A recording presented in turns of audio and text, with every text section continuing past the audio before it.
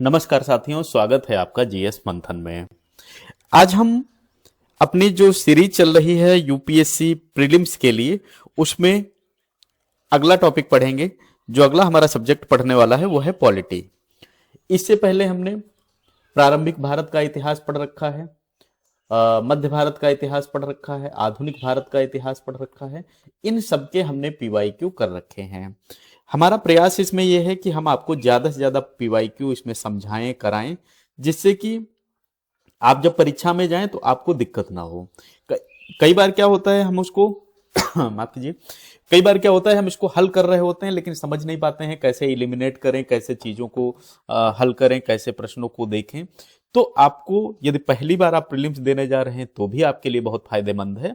यदि आपने चीजें पढ़ रखी हैं, अच्छे से पढ़ रखा है, लेकिन उसमें से प्रश्न नहीं हल कर पाते हैं तो आपके लिए बहुत फायदेमंद है। यदि आप यह सीरीज देखते हैं तो ये समझे प्रीलिम्स निकलने के आपके ज्यादा से ज्यादा चांस हो जाएंगे। हमने लगभग इसमें 1000-1500 के आसपास क्वेश्चन हर सब्जेक्ट से कराने की योजना बना रखी है जब तक आपका प्रीलिम्स होगा। यानी कई कई खंड में, कई कई बार में हम आपको कभी 50 क्वेश्चन, कभी 100 क्वेश्चन, जो जो महत्वपूर्ण बनते जाएंगे उनको हम यहाँ पर करते जाएंगे।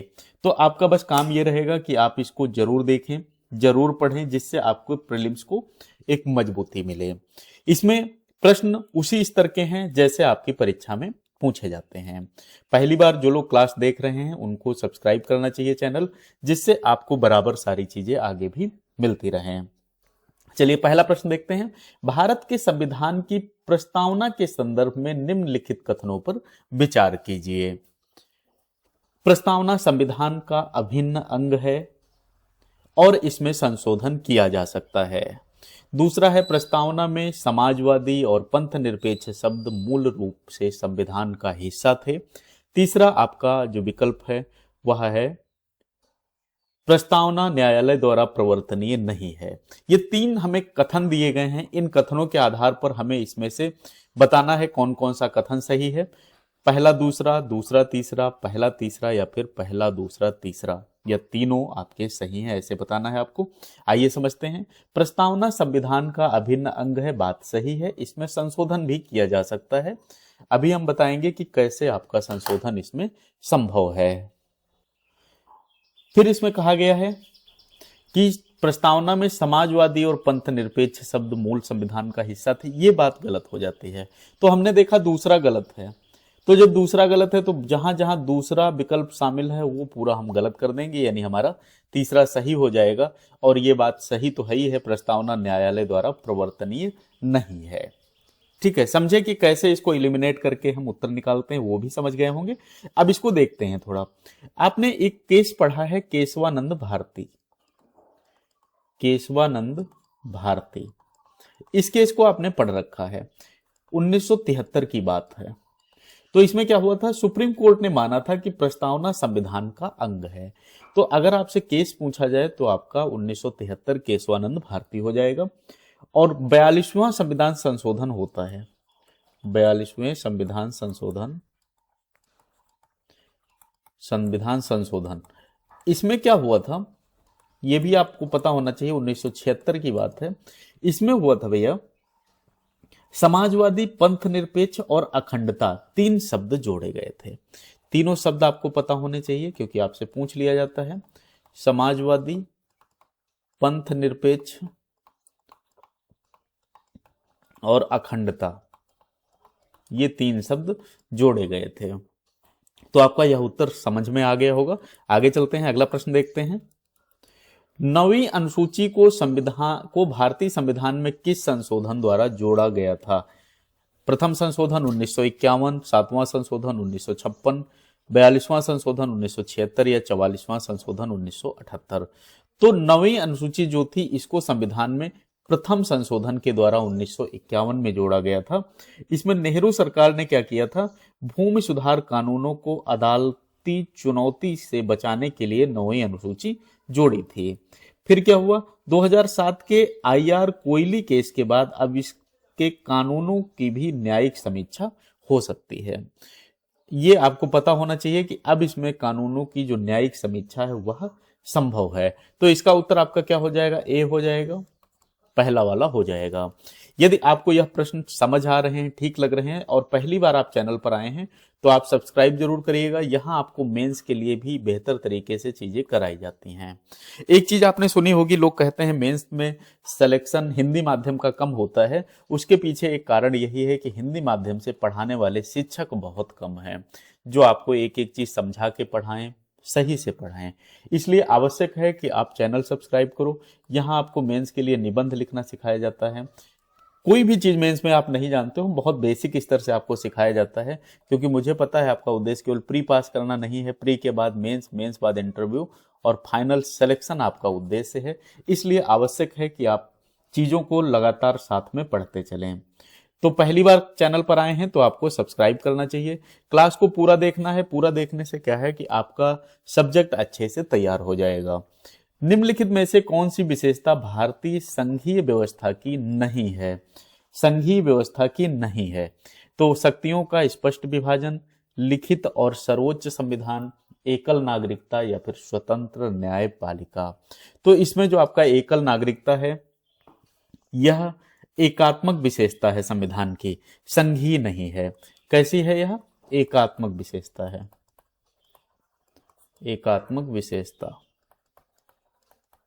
यह संघीय विशेषता नहीं है। संघीय व्यवस्था में क्या होता है, आमतौर पर दोहरी नागरिकता होती है, जैसे आपने अमेरिका में देखा, लेकिन भारत ने एकता बनाए रखने के लिए एकल नागरिकता अपनाई है। चलिए आगे चलते हैं। अनुच्छेद 32 के तहत बंदी प्रत्यक्षीकरण रिट किसके विरुद्ध जारी की जा सकती है? बंदी प्रत्यक्षीकरण केवल सार्वजनिक प्राधिकरणों के विरुद्ध, केवल निजी व्यक्तियों के विरुद्ध, सार्वजनिक प्राधिकरण और निजी व्यक्ति दोनों के विरुद्ध, या केवल निचली अदालतों के विरुद्ध? तो ये आपका दोनों के लिए हो सकता है, सार्वजनिक प्राधिकरण भी और निजी व्यक्ति दोनों के विरुद्ध जारी की जा सकती है। बंदी प्रत्यक्षीकरण का अर्थ क्या होता है? शरीर को प्रस्तुत करो। ये चीज भी आपको पता होना चाहिए, शरीर को प्रस्तुत करो, इसका यही अर्थ होता है। तो इसमें क्या है, यह रिट न केवल सरकारी अधिकारियों के खिलाफ बल्कि उन निजी व्यक्तियों के खिलाफ भी जारी की जा सकती है जिन्होंने किसी को अवैध रूप से बंधक बनाया हो। तो आप ये बात समझे, दोनों के खिलाफ जारी हो सकती है। प्रश्न ये पूछा जा सकता है। भारतीय संविधान का कौन सा अनुच्छेद अस्पृश्यता का अंत सुनिश्चित करता है? अस्पृश्यता का अंत अनुच्छेद 14, अनुच्छेद 17, अनुच्छेद 19 या 21? तो ये आपका है भैया अनुच्छेद 17। यह क्या है? यह एक निरपेक्ष अधिकार है जिसका कोई अपवाद नहीं है। अस्पृश्यता को अपराध घोषित करने के लिए संसद ने नागरिक अधिकार संरक्षण अधिनियम 1955 बनाया है। जो लोग क्लास को लाइव नहीं देख पाते हैं वो क्लास को बाद में जब भी देखेंगे तो पूरा देखेंगे। इससे क्या है, और जो लोग देख रहे हो आप लोग बिल्कुल इसको सही से पढ़ते रहो, अभ्यास करो, प्री निकल जाएगा, ये हमारा वादा है। बस ये है, चीजों को अच्छे से आप पढ़ते रहो, समझते रहो। राज्य के नीति निर्देशक तत्वों के बारे में क्या सही है? नीति निर्देशक तत्वों के बारे में क्या सही है?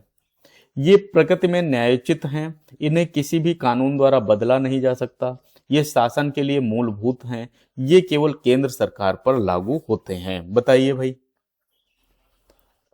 ये शासन के लिए मूलभूत होते हैं, यह इसमें सही है। डीपीएसपी जो है आपका न्यायालय द्वारा प्रवर्तनीय नहीं है, अनुच्छेद 37 कहता है, लेकिन संविधान स्पष्ट रूप से कहता है कि यह देश के शासन में मूलभूत हैं और कानून बनाते समय इन्हें लागू करना राज्य का कर्तव्य होगा। तो आप यह चीज समझ गए होंगे कि ये क्या है, मूलभूत है, फंडामेंटल इन गवर्नेंस। आगे चलते हैं। राष्ट्रपति के निर्वाचन मंडल में कौन शामिल नहीं होता? ये पूछा जा सकता है, राष्ट्रपति का जो निर्वाचन मंडल है उसमें कौन शामिल नहीं होता है? संसद के दोनों सदनों के निर्वाचित सदस्य, राज्यों की विधानसभाओं के निर्वाचित सदस्य, दिल्ली और पुडुचेरी विधानसभाओं के निर्वाचित सदस्य, राज्यों की विधान परिषदों के सदस्य। तो इसमें भैया राज्यों की विधान परिषदों के सदस्य जो हैं शामिल नहीं होते हैं। राष्ट्रपति के चुनाव में केवल निर्वाचित लोग ही वोट देंगे, ये बात आप ध्यान रखना। बस इतना ध्यान रखोगे तो आपका कोई भी विकल्प यहाँ से संबंधित होगा, हो जाएगा। विधान परिषदों के सदस्य जिनको हम एमएलसी कहते हैं और संसद के मनोनीत सदस्य इसमें भाग नहीं हो लेते हैं, यानी मनोनीत कोई भी होगा वो भाग नहीं लेगा, एमएलसी भाग नहीं लेगा। आगे चलते हैं। आर्थिक रूप से कमजोर वर्गों के लिए 10% आरक्षण किस संवैधानिक संशोधन द्वारा प्रदान किया गया? आर्थिक रूप से कमजोर यानी ईडब्ल्यूएस कोटा जो आप जानते हो, तो किस 101, 102, 103 या 104? तो ये आपका हुआ था भैया 103वें संशोधन के द्वारा। सी वाला आपका इसमें सही हो जाएगा। 2019 की बात है। इसमें क्या हुआ था, इस संशोधन के माध्यम से अनुच्छेद 15 और 16, ये भी अगर पूछा जाए तो 15 और 16 अनुच्छेद में क्या किया गया था, बदलाव किया गया था और आर्थिक रूप से पिछड़ों के लिए शिक्षा और नौकरियों में 10% आरक्षण का प्रावधान किया गया था। अनुच्छेद पूछा जाए तो आपका 15 और 16 रहने वाला है। यदि भारत के राष्ट्रपति का पद रिक्त हो जाए और उपराष्ट्रपति भी उपलब्ध ना हो तो राष्ट्रपति के रूप में कौन कार्य करेगा? बताइए भाई। राज्यसभा का उपसभापति, लोकसभा का अध्यक्ष, भारत का मुख्य न्यायाधीश या प्रधानमंत्री द्वारा नामित व्यक्ति।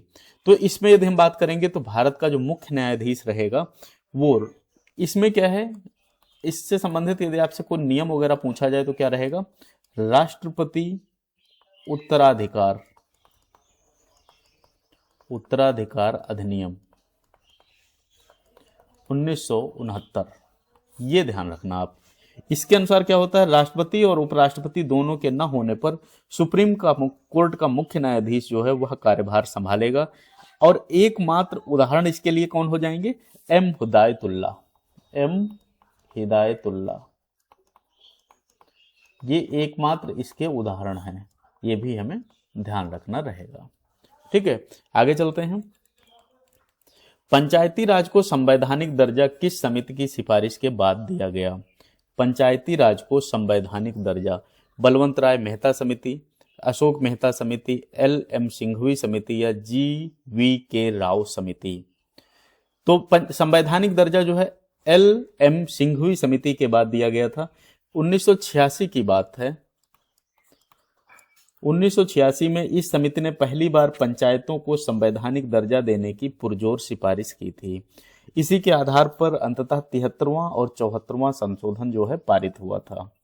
73वां और 74वां संशोधन पारित हुआ था। आपकी समझ में ये आ रहे होंगे प्रश्न। 10 प्रश्न हमने कर लिए हैं, आगे के प्रश्न करेंगे, आपको ये जरूर समझ में आ रहे होंगे और ये सब इंपॉर्टेंट प्रश्न हैं। आपने यदि थ्योरी पढ़ रखी है तो आपको ये क्लास जरूर ही देखनी चाहिए, जिससे कि आपने जो थ्योरी पढ़ी है उससे कैसे प्रश्न हल करेंगे ये चीज आपको पता होनी चाहिए। अनुच्छेद 352 के तहत राष्ट्रीय आपातकाल की घोषणा के लिए कौन सा आधार संविधान में शामिल नहीं है? युद्ध, बाह्य आक्रमण, आंतरिक अशांति या सशस्त्र विद्रोह? तो आपका आंतरिक अशांति जो है वह शामिल नहीं है। मूल संविधान में यह शब्द था, लेकिन क्या होता है, 44वां संविधान संशोधन, 44वां संविधान संशोधन, इसमें क्या है 1978 द्वारा इसे हटाकर सशस्त्र विद्रोह कर दिया गया था। सशस्त्र विद्रोह यह कर दिया गया था ताकि आपातकाल के दुरुपयोग को रोका जा सके। आगे चलते हैं।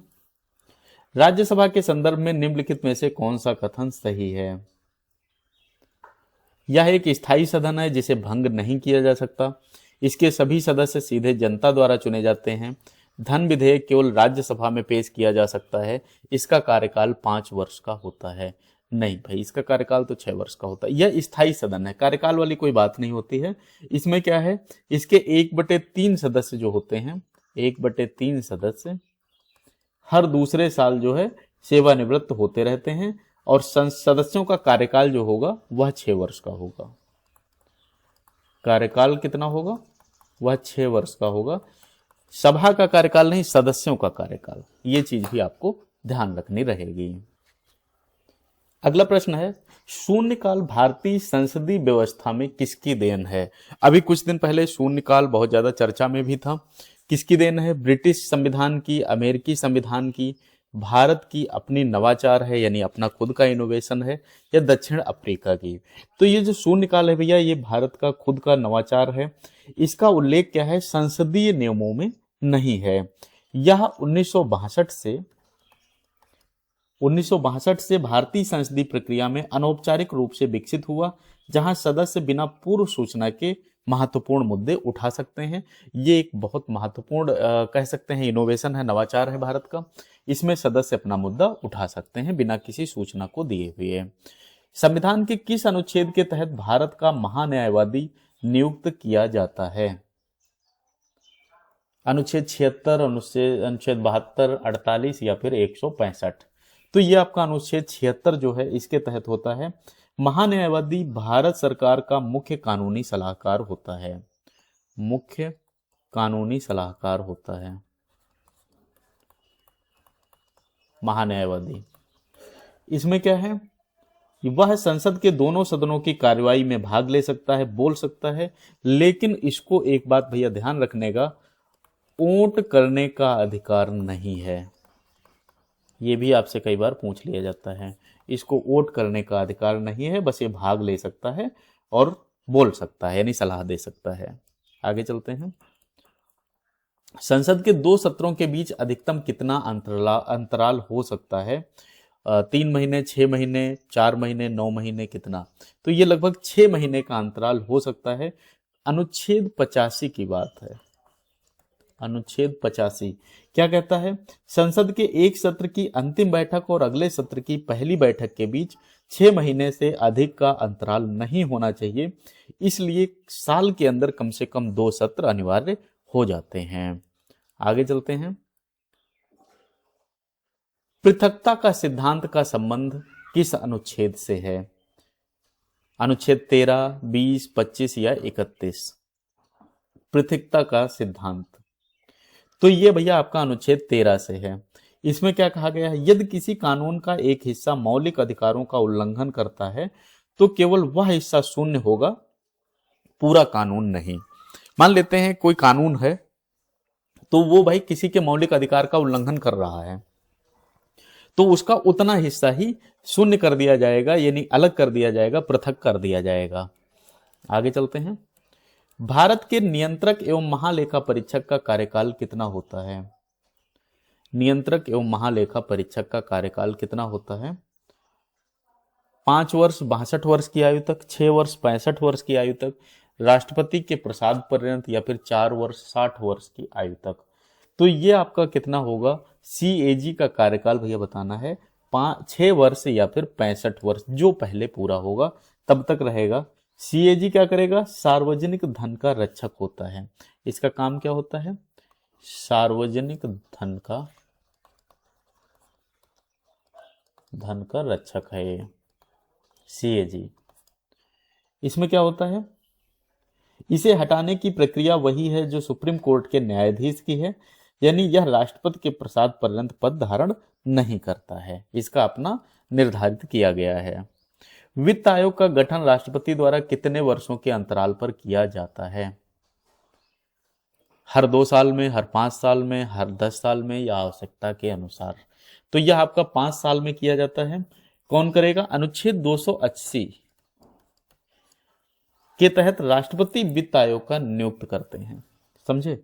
राष्ट्रपति वित्त आयोग नियुक्त करते हैं। इसका मुख्य कार्य क्या रहेगा? केंद्र और राज्यों के बीच करों के बंटवारे की सिफारिश करना। केंद्र और राज्य, इसके बीच करों के बंटवारे की सिफारिश करना इसका काम रहने वाला है। आगे है, संविधान की 6ठी अनुसूची के प्रावधान निम्नलिखित में से किस राज्य पर लागू नहीं होते हैं? 6ठी अनुसूची असम, मेघालय, त्रिपुरा या मणिपुर, किस पर लागू नहीं होते हैं? तो ये भैया होते हैं मणिपुर पर। 6ठी अनुसूची, देखो एक चीज याद रखो, AMTM, ये चीज आप याद रखो। इसमें क्या है? असम, मेघालय, त्रिपुरा और मिजोरम, ये आप याद रखो, है ना, कि जनजातीय क्षेत्रों के लिए स्वायत्त जिला परिषदों का प्रावधान करती है 6ठी अनुसूची, जो मणिपुर पर लागू नहीं होती है। पूछा जा सकता है, कंफ्यूजिंग करने वाला प्रश्न है तो ये भी जरूर पूछा जा सकता है। अगला प्रश्न है हमारा, लघु संविधान मिनी कॉन्स्टिट्यूशन किस संवैधानिक संशोधन को कहा जाता है? 24वां, 42वां, 44वां या 52वां? लघु संविधान। तो ये कहा जाता है 42वें संविधान संशोधन को। आपातकाल के दौरान क्या होता है, इस संशोधन ने संविधान के एक बड़े हिस्से को बदल दिया था। इसमें स्वर्ण सिंह समिति की सिफारिशों पर मौलिक कर्तव्य भी जोड़े गए थे, ये भी हमें ध्यान रखना रहेगा। किसकी सिफारिश पर? स्वर्ण सिंह की सिफारिश पर। दल बदल विरोधी कानून संविधान की किस अनुसूची में है? 8वीं अनुसूची, 9वीं अनुसूची, 10वीं अनुसूची या 11वीं अनुसूची? तो दल बदल आपका है भैया 10वीं अनुसूची में। 52वां संशोधन था, 1985 की बात है, इसे जोड़ा गया था ताकि विधायकों और सांसद जो रहते हैं के पाला बदलने की प्रवृत्ति को रोका जा सके। इसका निर्णय सदन का अध्यक्ष करता है, ये चीज हमें पता होनी चाहिए। अगला प्रश्न है, उच्च न्यायालय के न्यायाधीशों की सेवानिवृत्ति की आयु कितनी है? 60 वर्ष, 62 वर्ष, 65 वर्ष या 70 वर्ष? तो ये आपकी 62 वर्ष है। उच्च न्यायालय के न्यायाधीश 62 वर्ष में सेवानिवृत्त होते हैं, और जबकि सुप्रीम कोर्ट में कब होंगे? 65 वर्ष में। ये चीज हमें पता होनी चाहिए। दोनों, एक 62 वर्ष होगा और सुप्रीम कोर्ट में आपके 65 वर्ष में होंगे। आगे चलते हैं। भारतीय संविधान में विधि द्वारा स्थापित प्रक्रिया कहां से ली गई है? ब्रिटेन, अमेरिका, जापान या कनाडा? तो ये आपकी जापान से ली गई है। अनुच्छेद 21 में वर्णित यह शब्दावली जापान से ली गई है। इसका अर्थ क्या है? राज्य किसी व्यक्ति के जीवन या व्यक्तिगत स्वतंत्रता को केवल कानून द्वारा स्थापित उचित प्रक्रिया से ही छीन सकता है। अगला प्रश्न, लोकसभा में विश्वास प्रस्ताव के संदर्भ में कौन सा कथन सही है? विश्वास प्रस्ताव, इसका उल्लेख संविधान में स्पष्ट रूप से किया गया है। इसे केवल विपक्ष द्वारा लाया जा सकता है, इसे केवल लोकसभा में ही लाया जा सकता है, या इसे लाने के लिए कम से कम 100 सदस्यों का समर्थन चाहिए। तो इसे केवल लोकसभा में ही लाया जा सकता है। सरकार को बहुमत सिद्ध करने के लिए केवल निचले सदन यानी लोकसभा के विश्वास की आवश्यकता होती है। यदि यह गिर जाए तो क्या होगा भाई? पूरे मंत्रिपरिषद को इस्तीफा देना पड़ जाएगा। अगला प्रश्न है, राष्ट्रपति की क्षमादान शक्ति के तहत विराम का क्या अर्थ है? राष्ट्रपति की क्षमादान शक्ति के तहत विराम का क्या अर्थ है? सजा की प्रकृति को बदलना, जैसे मृत्युदंड को आजीवन कारावास में। सजा की अवधि को कम करना, जैसे 2 साल को 1 साल करना। विशेष परिस्थितियों जैसे गर्भावस्था के कारण सजा को कम करना, या सजा को पूरी तरह माफ कर देना। तो इसका मतलब होता है भैया विशेष परिस्थितियों, जैसे मान लो कोई गर्भावस्था है किसी की, तो उसमें सजा को कम किया जा सकता है।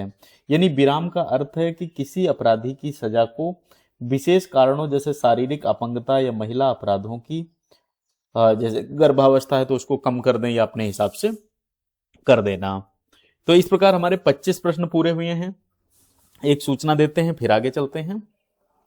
जैसे हम आपको यहां पर समझाते हैं, ऐसे आप चाहे यूपीएससी जा रहे हो या पीएससी जा रहे हो, आपको मेंस की आंसर राइटिंग कराई जाती है, आपको निबंध लिखना सिखाया जाता है। यदि आप शून्य स्तर पर हैं तो आपको बिल्कुल शून्य स्तर से निबंध लिखना सिखाया जाता है। मेंस के लिए जो जो चीजें होती हैं हिंदी माध्यम की, हमारा प्रयास है कि आपको बेहतर तरीके से सिखाई जाएं, कराई जाएं।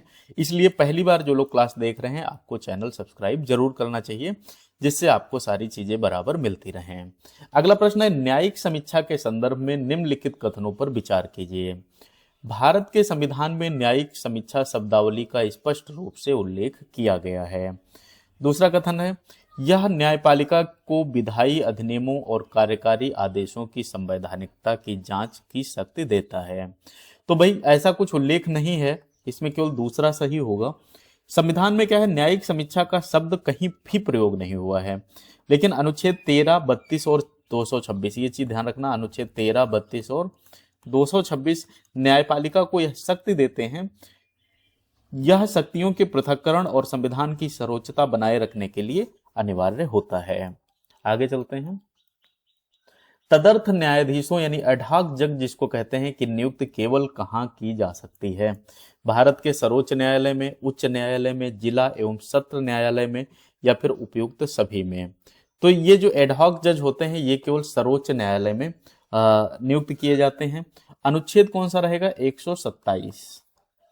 इसके अनुसार क्या होता है, जब सुप्रीम कोर्ट के सत्र को चलाने के लिए कोरम पूरा ना हो तो सीजेआई राष्ट्रपति की पूर्व सहमति से उच्च न्यायालय के किसी न्यायाधीश को तदर्थ न्यायाधीश के रूप में नियुक्त कर सकता है। सीजेआई करेगा, ये बात भी ध्यान रखिएगा।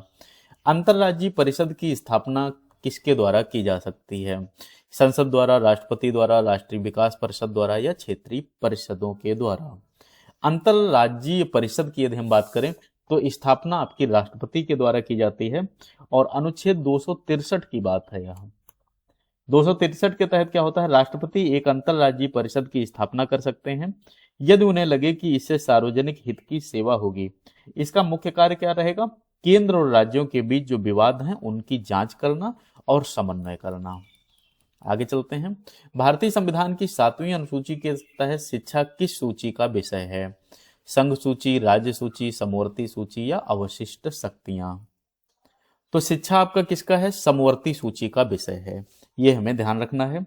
इसके बाद अगला आता है, अगला प्रश्न हमारा, सरकारी आयोग या सरकारिया आयोग का गठन निम्नलिखित में से किसके संबंध में किया गया था? चुनाव सुधार के संबंध में, केंद्र राज्य संबंध में, अंतर्राज्यीय नदी जल विवाद में या बैंकिंग में सुधार के लिए? तो केंद्र राज्य में किसमें हो जाएगा? केंद्र राज्य के संदर्भ में। 1983 में ऐसा होता है, 1983 में गठित होता है। इस आयोग ने केंद्र राज्य संबंधों में सुधार के लिए राज्यपाल की नियुक्ति और अनुच्छेद 356 के सीमित उपयोग जैसे महत्वपूर्ण सिफारिशें जो देनी थी वो इसमें दी गई थी। पंचायत चुनाव कराने के लिए निर्णय किसके द्वारा लिया जाता है? केंद्र सरकार द्वारा, राज्य सरकार द्वारा, चुनाव आयोग द्वारा या जिला मजिस्ट्रेट के द्वारा? पंचायत चुनाव ये आपके भैया राज्य सरकार द्वारा होते हैं। पंचायतें राज्य सूची का विषय है, इसलिए क्या होता है, चुनाव कब कराने हैं इसका निर्णय राज्य सरकार लेती है। और जो संचालन चुनाव का होता है वह कौन करेगा? वह पूरा चुनाव आयोग ही करता है। आगे चलते हैं। 73वें संविधान संशोधन अधिनियम द्वारा संविधान में कौन सी अनुसूची जोड़ी गई थी? 9वीं अनुसूची, 10वीं अनुसूची, 11वीं अनुसूची या फिर 12वीं अनुसूची? तो इसमें 11वीं अनुसूची जोड़ी गई थी 73वें संविधान संशोधन में। 1992 के तहत ऐसा हुआ था। 92 के संविधान संशोधन में क्या हुआ था? पंचायतों को संवैधानिक दर्जा मिला था और 11वीं अनुसूची जोड़ी गई जिसमें पंचायतों के 29 कार्यों की सूची जोड़ी गई थी। कितने इसमें आए थे? 29 कार्य इसमें परिभाषित किए गए थे। आगे चलते हैं। न्यायपालिकाओं में महिलाओं के लिए कितने प्रतिशत स्थान आरक्षित है? महिलाओं के लिए 25%, 33%, 50% या कोई आरक्षण नहीं? तो ये 33% आरक्षित है, ये चीज हमें ध्यान रखनी है। कितने प्रतिशत है? 33% महिलाओं के लिए स्थान आरक्षित है। आगे चलते हैं। देखो इसमें अनुच्छेद जान लो, 243T के तहत नगर पालिकाओं में महिलाओं के लिए 1/3 सीटें आरक्षित हैं। कई राज्यों ने इसे बढ़ाकर अब आधा आधा कर दिया है, यानी 50% कर दिया है। कई राज्यों में इसको बढ़ाया गया है। वैसे जो निर्धारित है वो 1/3 हिस्सा ही है। आगे चलते हैं। भारत के आकस्मिकता निधि या आकस्मिक निधि जिसको हम कहते हैं पर किसका नियंत्रण होता है? वित्त मंत्री, संसद, राष्ट्रपति या प्रधानमंत्री? तो इस पर राष्ट्रपति का नियंत्रण होता है। अनुच्छेद कौन सा रहेगा भैया? 267। इसके तहत यह निधि राष्ट्रपति के पास होती है। वे अप्रत्याशित खर्चों के लिए संसद की मंजूरी से पहले इसमें से पैसा निकाल सकते हैं, लेकिन बाद में संसद से इसकी अनुमति लेनी होती है।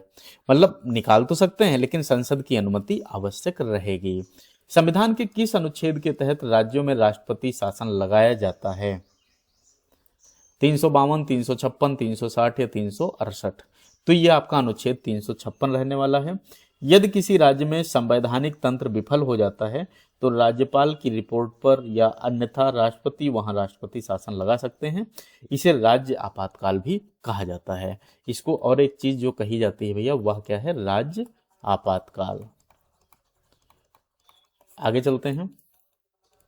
भारतीय संविधान में अवशिष्ट शक्तियां किसे सौंपी गई हैं? अवशिष्ट शक्तियां केवल केंद्र को, केवल राज्य को, राज्य केंद्र दोनों को, सर्वोच्च न्यायालय को? तो ये आपकी केवल केंद्र को सौंपी गई हैं अवशिष्ट शक्तियां। भारत में अवशिष्ट शक्तियां वे विषय जो किसी सूची में नहीं है। देखो ये क्या होती है भैया? वे विषय जो किसी सूची में नहीं है।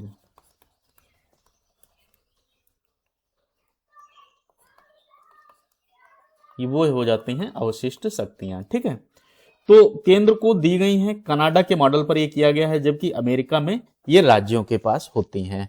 ये इंपॉर्टेंट प्रश्न है, पूछा जा सकता है। आपको यदि क्लास समझ में आ रही है, अब तक लगभग हमने 35-36 प्रश्न पढ़े हैं, आपको सही लग रहे हैं, समझ में आ रहे हैं, तो आप चैनल को सब्सक्राइब जरूर करिएगा।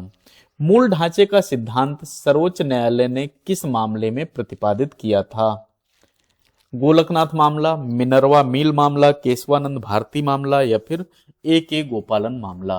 तो इसको किया था केशवानंद भारती मामले में 1973 की बात है। इसके ऐतिहासिक फैसले में 13 जजों की पीठ ने कहा कि संसद संविधान के किसी भी हिस्से में संशोधन कर सकती है। संसद क्या कर सकती है? संविधान के किसी भी हिस्से में, लेकिन वह इसके मूल ढांचे जैसे लोकतंत्र है, धर्मनिरपेक्षता है, इसको नष्ट नहीं करेगी। तो आपको यह पता होना चाहिए कि संशोधन में किसका मामला था? वो केशवानंद भारती का मामला था। अगला प्रश्न है, लोकसभा का कोरम कुल सदस्य संख्या का कितना भाग होता है? लोकसभा का कोरम कुल सदस्य संख्या का कितना भाग होता है? 1/5, 1/6, 1/10 या 1/12? तो ये आपका 1/10 भाग होता है लोकसभा का कोरम। किसी भी सदन की कार्यवाही क्या होता है? शुरू करने के लिए कम से कम 10% सदस्यों, जैसे लोकसभा में 55 और राज्यसभा में 25 की उपस्थिति अनिवार्य होती है। ये भी आप थोड़ा ध्यान रखना, लोकसभा में 55 और राज्यसभा में 25, इतने तो होने ही चाहिए, है ना, तब कार्यवाही स्टार्ट की जाती है। भारत के संविधान में लोकपाल और लोकायुक्त की स्थापना का सुझाव सबसे पहले किसने दिया था? विधि आयोग ने, प्रथम प्रशासनिक सुधार आयोग ने, संथानम समिति ने, या ठक्कर आयोग ने? तो ये भैया दिया था प्रथम प्रशासनिक सुधार आयोग ने, एआरसी जिसको आप कहते हो।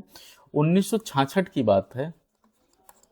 इसमें क्या हुआ था? मोरारजी देसाई की अध्यक्षता में गठित प्रथम प्रशासनिक सुधार आयोग ने नागरिकों की शिकायतों के निवारण के लिए लोकपाल और लोकायुक्त संस्थाओं की सिफारिश की थी। आगे चलते हैं। क्षेत्रीय परिषदों का अध्यक्ष कौन होता है? क्षेत्रीय परिषदों का अध्यक्ष प्रधानमंत्री, भारत के गृह मंत्री, संबंधित राज्यों के मुख्यमंत्री, या फिर राष्ट्रपति? तो क्षेत्रीय परिषदों का अध्यक्ष भैया कौन बनेगा? भारत के गृह मंत्री होते हैं। क्षेत्रीय परिषदें सांविधिक निकाय होती हैं। देश के गृह मंत्री इन सभी परिषदों के अध्यक्ष बनते हैं, जबकि संबंधित राज्यों के मुख्यमंत्री क्या करते हैं? बारी बारी से उपाध्यक्ष बनते हैं।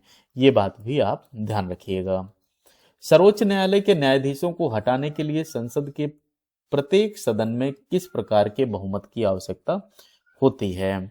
साधारण बहुमत, उपराष्ट्रपति और मतदान करने वाले सदस्यों का 2/3 बहुमत, सदन की कुल सदस्यता का बहुमत और उपस्थित मतदान करने वालों का 2/3 बहुमत, या लोकसभा का बहुमत? तो बताइए भाई, सर्वोच्च न्यायालय के न्यायाधीशों को हटाने के लिए संसद के प्रत्येक सदन में किस प्रकार के बहुमत की आवश्यकता होती है? ये भैया होते हैं आपके विशेष बहुमत। ये चीज ध्यान रखिएगा, साधारण बहुमत नहीं चाहिए होता है, ये आपका विशेष बहुमत चाहिए होता है, जिसमें सदन की कुल सदस्यता का बहुमत और उपस्थिति एवं मतदान करने वालों का 2/3 आपका होना चाहिए। न्यायाधीश को हटाने का प्रस्ताव संसद के प्रत्येक सदन की कुल सदस्यता के बहुमत और उपस्थित एवं मतदान करने वाले सदस्यों के कम से कम 2/3 बहुमत द्वारा पारित होना चाहिए। आगे चलते हैं। भारतीय संविधान का कौन सा अनुच्छेद समान नागरिक संहिता से संबंधित है? अनुच्छेद 40, 42, 44 या 46?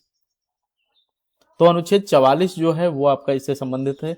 यह डीपीएसपी का हिस्सा बनेगा, जो राज्य को पूरे भारत में नागरिकों के लिए एक समान नागरिक संहिता सुनिश्चित करने का निर्देश देता है।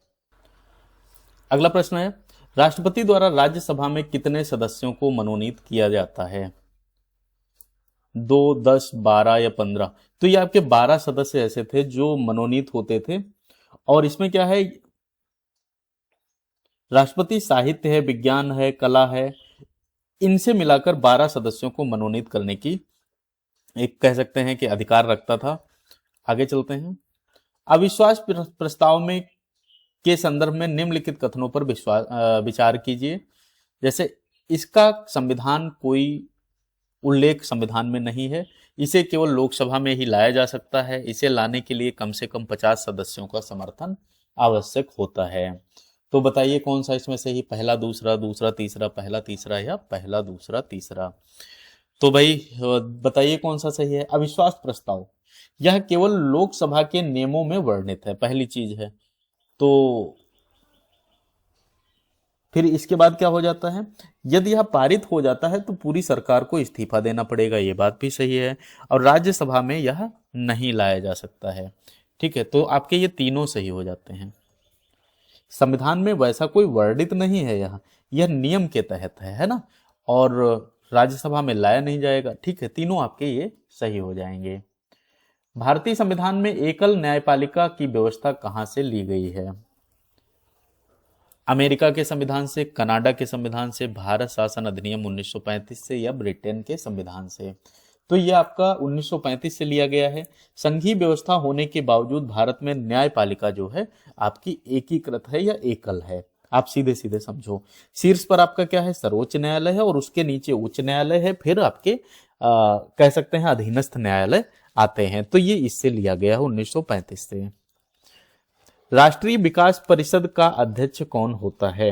राष्ट्रीय विकास परिषद, एनडीसी जिसको कहते हो, वित्त मंत्री, प्रधानमंत्री, नीति आयोग का उपाध्यक्ष या फिर गृह मंत्री। तो जो एनडीसी का अध्यक्ष होगा वह प्रधानमंत्री होता है।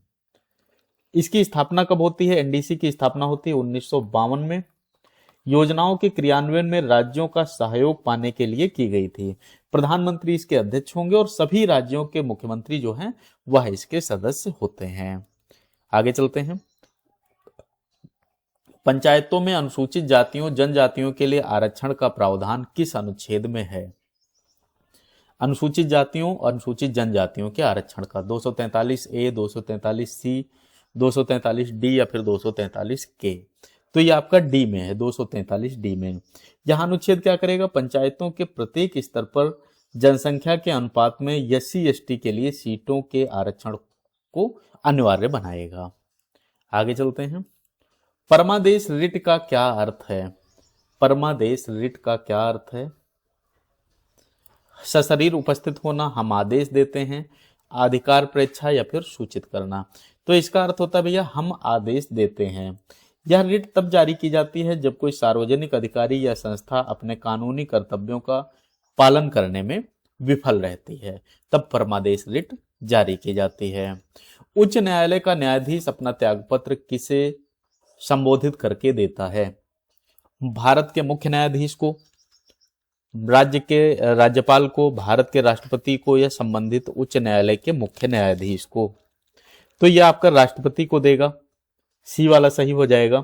उच्च न्यायालय के न्यायाधीश राज्य में कार्य करेंगे, लेकिन उनकी नियुक्ति क्या होगी और हटाने की शक्ति राष्ट्रपति के पास होती है, इसलिए वे अपना इस्तीफा भी किसको देंगे?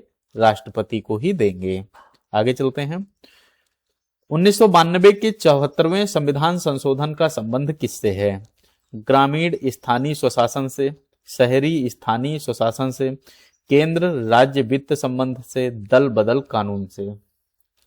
तो ये आपका नगर पालिका से हो जाएगा, यानी शहरी स्थानीय स्वशासन से 74 का संबंध। इस संशोधन ने संविधान में भाग 9A जोड़ा था, ये भी आपको पता होना चाहिए। 9A भाग जोड़ा था और शहरी स्थानीय निकायों को संवैधानिक दर्जा प्रदान किया था। 50 प्रश्न आपके पूरे हुए हैं। एक सूचना देते हैं, जैसे आपको हम यहाँ समझाते हैं ऐसे आपकी मेंस की आंसर राइटिंग, मेंस के लिए निबंध, ये चीजें कराई जाती हैं। पहली बार आप क्लास देख रहे हैं तो आपको चैनल सब्सक्राइब को जरूर करना चाहिए। क्लास कैसी लग रही है इसका कमेंट भी आपको करना है, बताना है कि आप किस किस परीक्षा की और साथ में तैयारी कर रहे हैं। आगे चलते हैं। भारत के निर्वाचन आयोग के संदर्भ में निम्नलिखित कथनों पर विचार कीजिए। इलेक्शन कमीशन मुख्य निर्वाचन या मुख्य चुनाव आयुक्त और अन्य चुनाव आयुक्तों के पास समान शक्तियां होती हैं और वे समान वेतन प्राप्त करते हैं।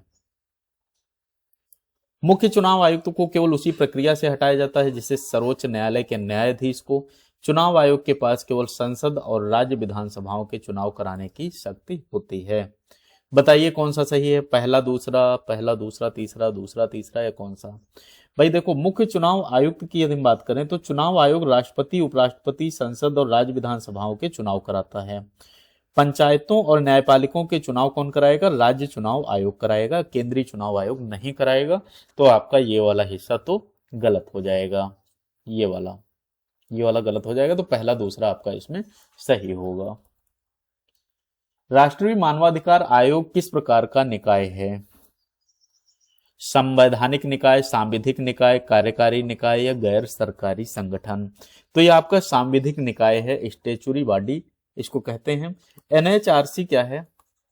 इसकी स्थापना मानवाधिकार संरक्षण अधिनियम 1993 के तहत की गई है। यह संविधान में तो वर्णित नहीं है, बल्कि संसद के एक कानून द्वारा इसको बनाया गया है। ये बात आपको पता होनी चाहिए। आगे चलते हैं। संघ लोक सेवा आयोग यूपीएससी के अध्यक्ष और सदस्यों की नियुक्ति कौन करता है? प्रधानमंत्री, भारत के मुख्य न्यायाधीश, राष्ट्रपति या संसद? तो ये राष्ट्रपति करते हैं। अनुच्छेद 315 से 323, 315 से 323 के तहत यूपीएससी के अध्यक्ष और सदस्यों की नियुक्ति राष्ट्रपति द्वारा की जाती है। वे 6 वर्ष या 65 वर्ष की आयु तक पद पर रहते हैं। फिर अगला है,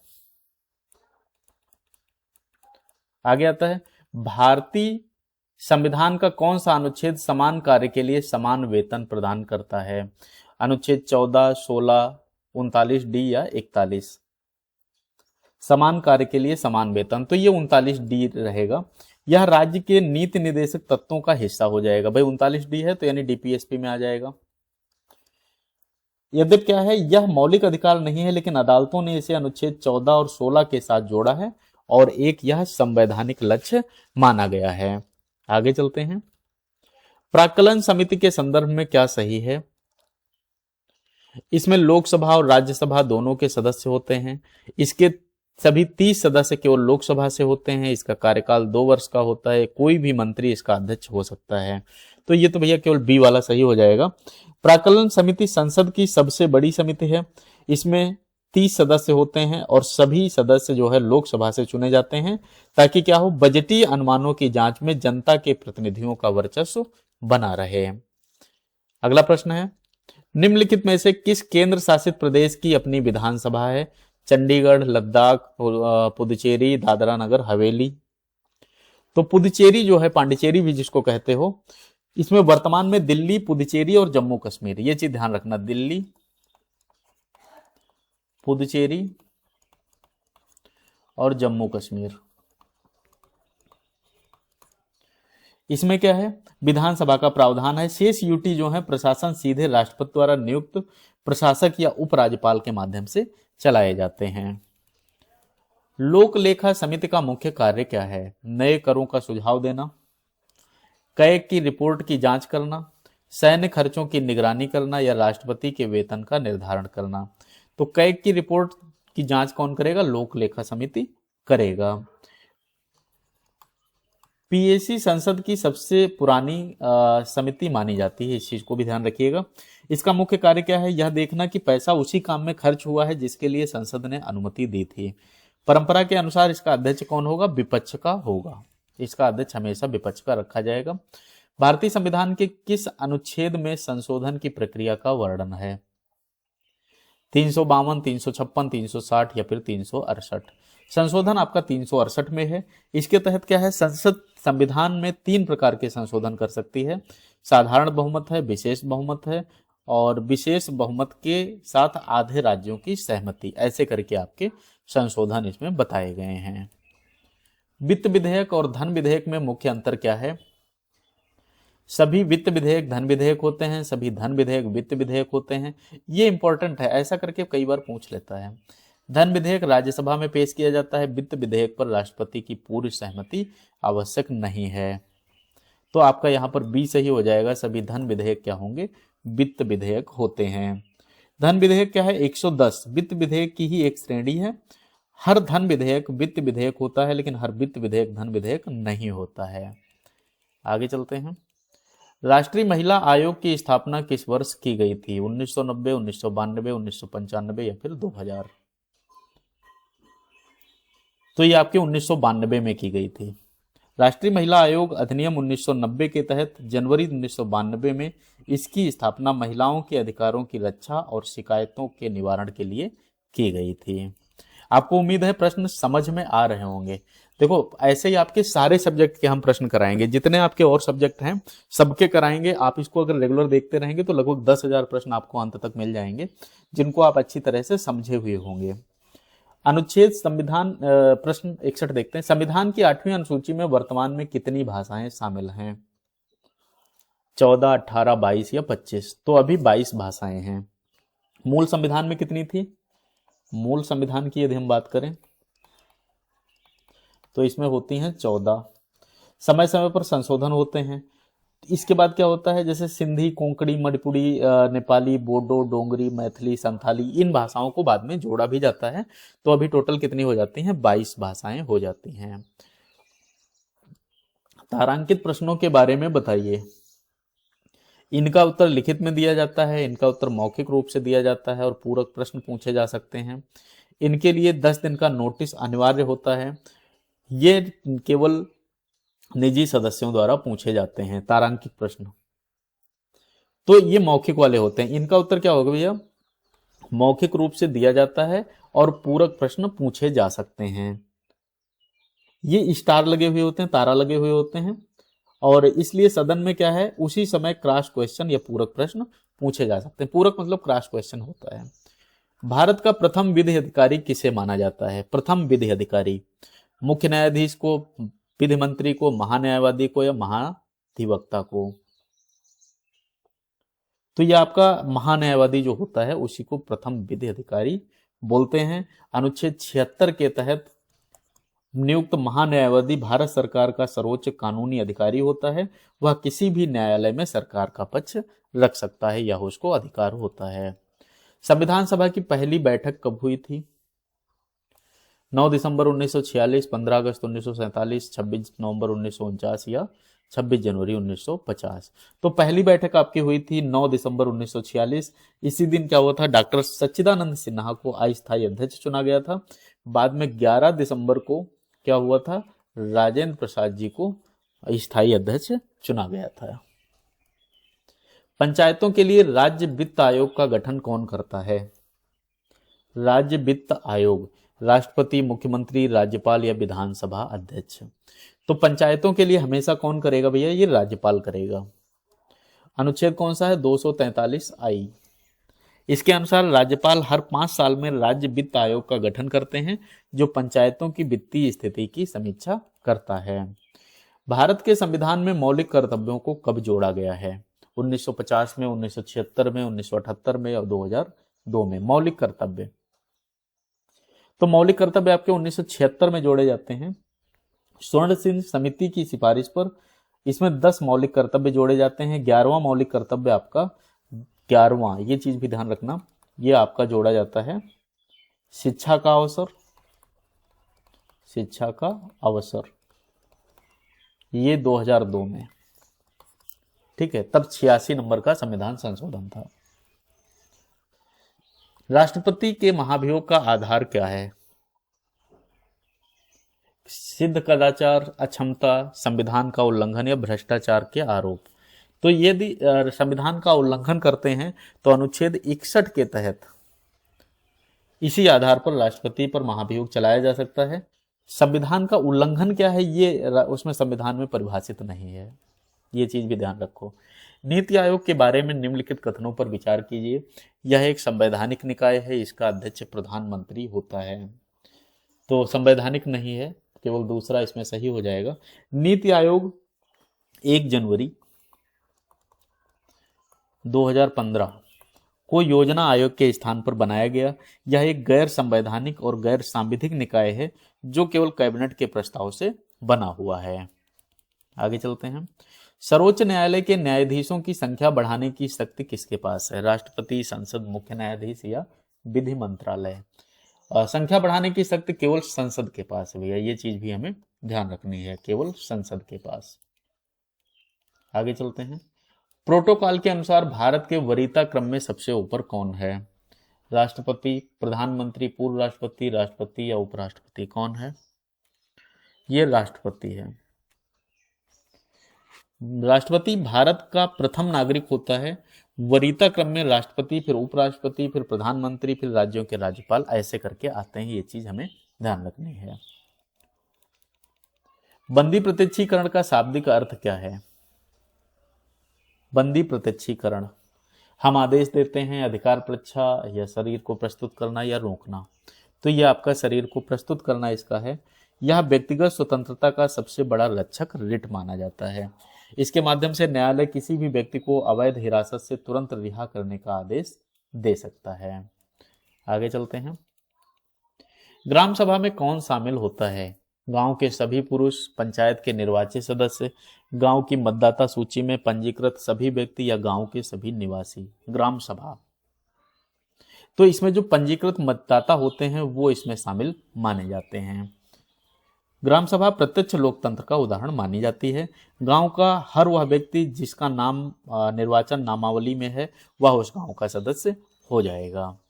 भारतीय संविधान का कौन सा भाग निर्वाचन में से संबंधित है? कौन सा भाग है? तो इसमें एक चीज ध्यान रखनी है, अनुच्छेद भी हमें पता होना चाहिए। 324 से 329 की बात है। इसमें आपका पूरा निर्वाचन आयोग जो है, उसकी शक्तियां, उसके अधिकार, ये सब शामिल हैं 324 से 329 में। ये चीज हमें पता होनी चाहिए। ये प्रश्न पूछा जा सकता है क्योंकि अभी निर्वाचन आयोग बहुत ज्यादा खबरों में भी है अपने अलग अलग हरकतों के कारण। आगे चलते हैं।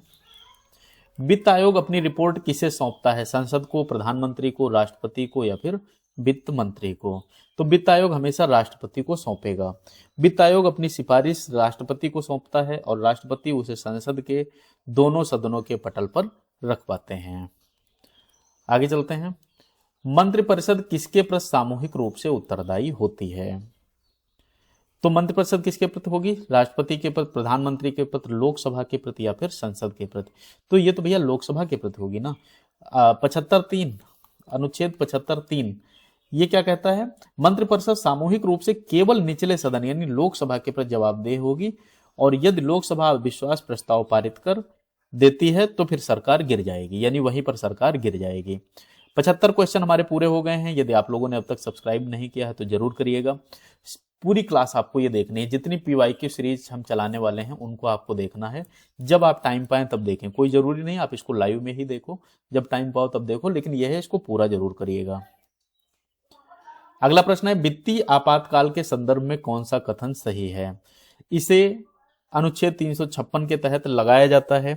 एक बार घोषित होने के बाद यह अनिश्चित काल तक प्रभावी रहता है जब तक इसे वापस न लिया जाए। इसके लिए संसद के दोनों सदनों के द्वारा 2/3 बहुमत से अनुमोदन आवश्यक है। भारत में अब तक के 2 बार वित्तीय आपातकाल लगाया जा चुका है। तो यह अनिश्चित काल वाला सही हो जाएगा। एक बार घोषित होने के बाद यह अनिश्चित काल तक प्रभावी रहता है जब तक इसे वापस ना लिया जाए। ये चीज ध्यान रखनी है। अनुच्छेद इसमें कौन सा बनेगा? 360 के तहत लगाया जाएगा। और वित्तीय आपातकाल की घोषणा को संसद द्वारा 2 महीने के भीतर साधारण बहुमत से अनुमोदित करना होता है। यह भी इसमें प्रावधान है, आपको पता होना चाहिए। एक बार अनुमोदित होने के बाद क्या होगा? इसे बार बार बढ़ाने की आवश्यकता नहीं होती है। और एक बात बता दें, भारत में यह कभी नहीं लगा है और ईश्वर न करे कभी लगाने की आवश्यकता पड़े।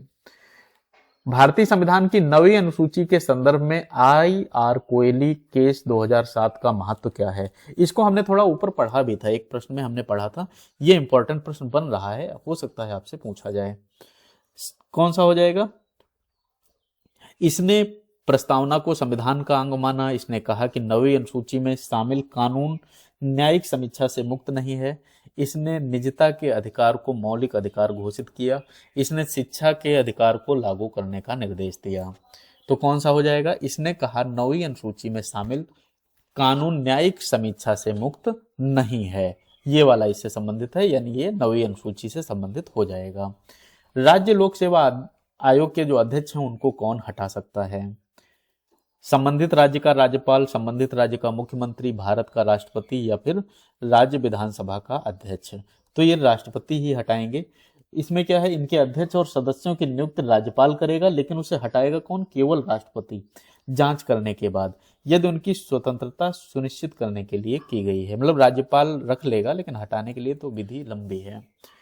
भाषाई अल्पसंख्यकों के लिए विशेष अधिकारों की नियुक्ति का प्रावधान किस अनुच्छेद में है? अनुच्छेद 350, 350A, 350B या 351? तो ये आपका 350B में है। इसमें क्या 7वां संशोधन है ये भैया, 7वां संशोधन 1956 के द्वारा यह जोड़ा गया है। इस अधिकारी की नियुक्ति कौन करेगा? राष्ट्रपति करेगा, जो भाषाई अल्पसंख्यकों के अधिकारों की संरक्षण की रिपोर्ट देगा। चलिए आगे चलते हैं। संविधान के किस संशोधन द्वारा मतदान की आयु 21 वर्ष से 18 वर्ष की गई है? 42वां संविधान संशोधन, 44वां संशोधन, 61वां संशोधन या 73वां संशोधन? तो ये आपका कौन सा हो जाएगा? 61वां संशोधन। 1988 के इस संशोधन में जो लागू कब होता है? 1989-80 में लागू होता है। इसने युवाओं की राजनीति में भागीदारी बढ़ाने के लिए आयु कम की थी। उस समय राजीव गांधी प्रधानमंत्री थे। सरकारिया आयोग की तरह पुंछी आयोग का संबंध किससे है? केंद्र राज्य संबंध, पंचायती राज, बैंकिंग सुधार या कर संरचना? तो ये आपका केंद्र राज्य संबंध है। मदन मोहन पुंछी की अध्यक्षता में 2007 में यह गठित होता है। इस आयोग ने राज्यपालों के कार्यकाल अनुच्छेद 355-56 के उपयोग पर महत्वपूर्ण सिफारिशें दी थी। पुंछी आयोग। आय स्थगन प्रस्ताव का मुख्य उद्देश्य क्या है? सदन की कार्यवाही को अनिश्चित काल के लिए रोकना, किसी सार्वजनिक महत्व के अति आवश्यक मुद्दे पर सदन का ध्यान आकर्षित करना, बजट पर चर्चा रोकना या मंत्रियों से उनके व्यक्तिगत आचरण पर सवाल करना। तो ये अति आवश्यक मुद्दे से संबंधित है। किसी सार्वजनिक महत्व के अति आवश्यक मुद्दे पर सदन का ध्यान आकर्षित करना, यह एक असाधारण प्रक्रिया है, क्योंकि इसमें क्या होता है, सदन का नियमित कामकाज रोक दिया जाता है। इसे लाने के लिए कम से कम 50 सदस्यों का समर्थन ही चाहिए हमें, और इसमें सरकार की आलोचना का तत्व शामिल होता है। यह चीज भी हमें ध्यान रखनी है। आगे चलते हैं। उम्मीद है आपको ये प्रश्न समझ में आ रहे होंगे, और आपने जो तैयारी कर रखी है, जो आपने थ्योरी पढ़ रखी है, उससे आपने उत्तर निकालना भी सीखा होगा। अगला प्रश्न है हमारा, लेखानुदान का प्रयोग सरकार कब करती है? जब बजट पारित होने से पहले सरकार को खर्च के लिए धन की आवश्यकता होती है, जब सरकार को अतिरिक्त कर लगाने की अनुमति चाहिए होती है, जब सरकार के पास धन की कमी होती है, या फिर युद्ध की स्थिति में। तो भाई किस में करेगी? ये क्या होगा? बजट के पूर्व का मामला है। जब बजट पारित होने से पहले सरकार को खर्च के लिए धन की आवश्यकता होती है, उस समय वह यहां से प्रयोग करती है। आगे चलते हैं। राष्ट्रीय न्यायिक नियुक्ति आयोग को किस संवैधानिक संशोधन द्वारा लाया गया था, जिसे सुप्रीम कोर्ट ने रद्द कर दिया? तो ये आपका 97वां संशोधन है, 98 है, 99 है, या फिर 100 नंबर का है? तो ये आपका 99 नंबर का संशोधन था। इसमें क्या है, 2014 के इस संशोधन में, किस समय की बात है? 2014 के इस संशोधन में कोलेजियम प्रणाली को बदलने की कोशिश थी, लेकिन सुप्रीम कोर्ट ने 2015 में इसे न्यायपालिका की स्वतंत्रता के खिलाफ मानते हुए असंवैधानिक घोषित कर दिया था। अगला प्रश्न है, सदन का नेता लोकसभा में सामान्यतः कौन होता है? लोकसभा अध्यक्ष, प्रधानमंत्री, विपक्ष का नेता या राष्ट्रपति द्वारा नामित व्यक्ति? तो ये आपका प्रधानमंत्री होता है। यदि प्रधानमंत्री लोकसभा के सदस्य हैं तो वे सदन के नेता अपने आप माने जाएंगे, ये चीज समझो।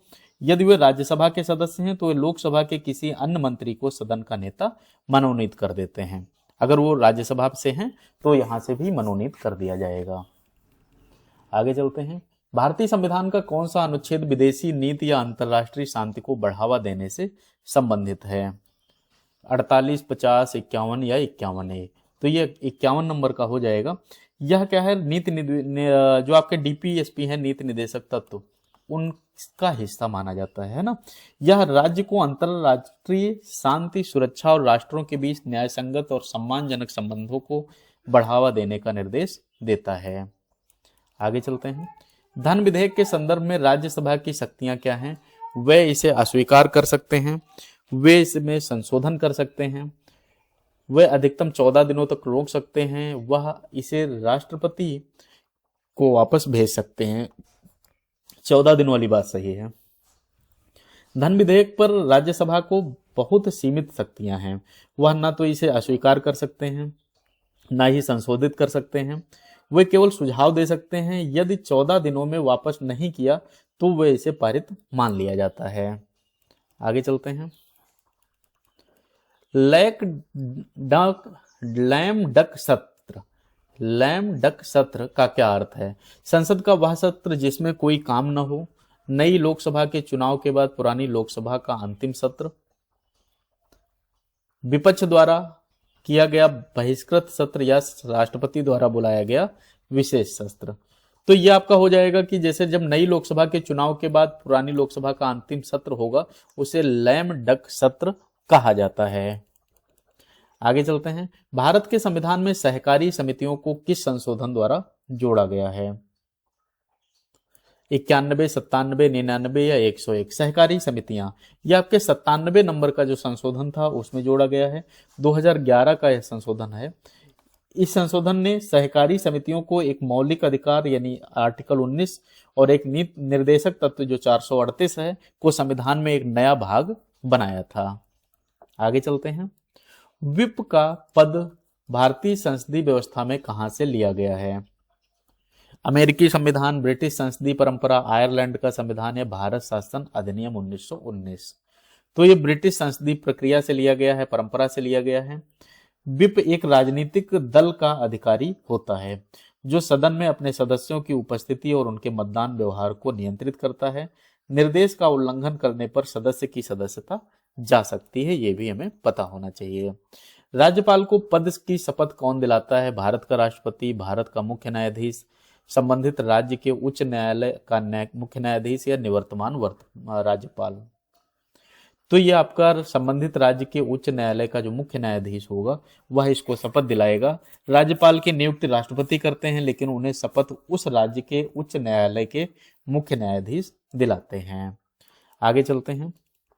प्रशमन आयोग का अध्यक्ष कौन होता है? प्रधानमंत्री, गृह मंत्री, भारत का मुख्य चुनाव आयुक्त या सेवानिवृत्त न्यायाधीश या लोकसभा के अध्यक्ष? बताइए भाई। ये आपके होंगे भारत का मुख्य चुनाव आयुक्त या लोक सेवानिवृत्त जो न्यायाधीश आपके होंगे वो जज वगैरह। तो परिसीमन आयोग एक शक्तिशाली निकाय है, इसको हम प्रशमन भी कहते हैं और परसीमन भी कहते हैं।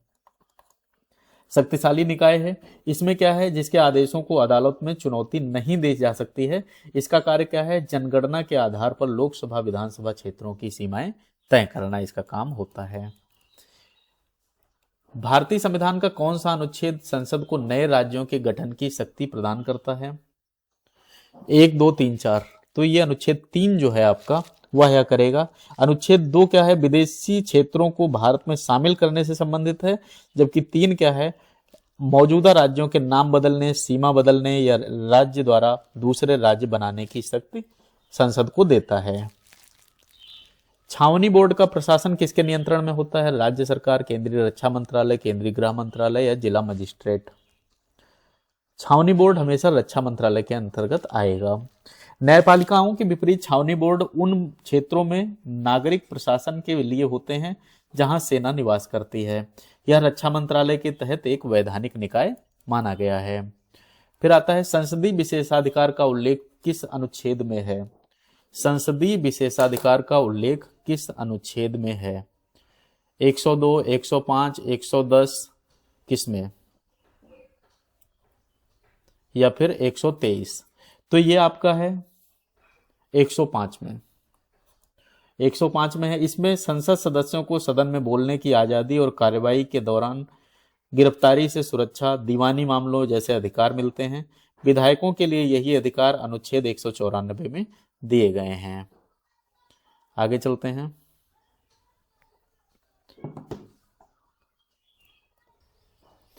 कोरम के अभाव में सदन को स्थगित करने की शक्ति किसके पास है? सदन के नेता के पास, पीठासीन अधिकारी के पास, संसदीय कार्य मंत्री के पास या राष्ट्रपति के पास? तो ये पीठासीन अधिकारी जो आपके होते हैं, चाहे वो अध्यक्ष या सभापति हो, उनके पास शक्ति होती है। यदि कुल सदस्यों का 1/10 हिस्सा उपस्थित नहीं है तो अध्यक्ष का यह कर्तव्य है कि वह सदन को स्थगित कर दे या घंटी बजाकर सदस्यों को बुलाए या उनको और ज्यादा बुलाने के लिए प्रयास करे, तभी जाके शुरू होगा। प्रत्यक्ष लोकतंत्र के 4 उपकरण कौन से हैं? चुनाव, दल बदल, अध्यादेश, वीटो परिप्रेक्षा, पहल, प्रत्यावाहन, जनमत संग्रह, गठबंधन, बहुमत, विपक्ष, सत्ता, रिट, अपील, समीक्षा, डिक्री। तो ये वाला आपका हो जाएगा परिप्रेक्षा, पहल, प्रत्यावाहन, जनमत संग्रह। यदि ये प्रत्यक्ष लोकतंत्र के उपकरण हैं, मतलब यही है जैसे स्विट्जरलैंड में, तो भारत में ग्राम सभा को प्रत्यक्ष लोकतंत्र के निकटतम माना जाता है। तो ये आपका प्रश्न महत्वपूर्ण हो सकता है, पूछा जा सकता है, ये आपके इसमें उत्तर होगा। आगे चलते हैं। संविधान के किस भाग को भारत का मैग्ना कार्टा कहा जाता है?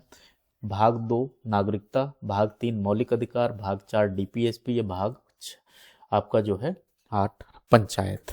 तो बताइए भाई, 9 में जाएगा, 8 में जाएगा, 5 में जाएगा, 4 में जाएगा, 3 में जाएगा, 2 में जाएगा? मैग्ना कार्टा का प्रश्न पूछा जाता है, इसलिए हमने इसको स्पेशली रखा है, क्योंकि इसमें लोग कंफ्यूज भी बहुत ज्यादा होते हैं। भाग 3 जो आपका मौलिक अधिकारों वाला है, थर्ड आपका, वो मैग्ना कार्टा होता है। मैग्ना कार्टा 1215 में इंग्लैंड के राजा द्वारा जारी अधिकारों का घोषणा पत्र था। भाग 3 भारतीयों को वे मौलिक अधिकार देते हैं जो राज्य के विरुद्ध गारंटी होते हैं। आगे चलते हैं। राष्ट्रीय एकता परिषद की अध्यक्षता कौन करता है? राष्ट्रपति, प्रधानमंत्री, गृह मंत्री, या मुख्य न्यायाधीश? तो ये आपकी प्रधानमंत्री करता है। एनआईसी एक गैर संवैधानिक निकाय है जो सांप्रदायिकता, जातिवाद और क्षेत्रवाद जैसी समस्याओं से निपटने और राष्ट्रीय एकता को बढ़ावा देने के लिए प्रधानमंत्री की अध्यक्षता में काम करता है। भारत के संविधान को वकीलों का स्वर्ग किसने कहा था? B R Ambedkar, sir Ivor Jennings, KC Wheare, या ग्रेनविले ऑस्टिन? बहुत महत्वपूर्ण है प्रश्न। किसने कहा था भैया? सर आइवर जेनिंग्स ने कहा था। तो इस प्रकार आपके यह 100 प्रश्न पूरे होते हैं। 100 प्रश्नों को हमने व्याख्या के साथ समझा कि कहाँ क्या हो सकता है। अब आप इसको 2-3 बार देखिएगा। पहली बार जो लोग चैनल पर आए हो, आप सब्सक्राइब जरूर करिएगा। यदि आप यूपीएससी 2026 के लिए सीरियस हो, सही में आप देना चाह रहे हो, देने जा रहे हो, तो जितने यहाँ पर सीरीज में कराए जाएं क्लास, वो सारे क्लास आपको देखने रहेंगे। कुछ भी समझ में नहीं आया, आप हमसे पूछ सकते हैं। व्हाट्सएप नंबर भी आपके लिए जारी कर दिया गया है, कभी आवश्यकता लगे, वैसे तो नहीं लगनी है क्योंकि हम आपको सारी चीज़ें यहीं पढ़ा देते हैं, तो आप व्हाट्सएप का भी प्रयोग कर सकते हैं। 42 34 48 ये व्हाट्सएप नंबर है। पसंद आया है तो लाइक करिएगा और लोगों को शेयर करिए जिससे सबको लाभ मिले। ये क्लास यहीं खत्म होती है, मिलते हैं अगली क्लास में। तब तक के लिए अपना अभ्यास बनाए रखिएगा। धन्यवाद।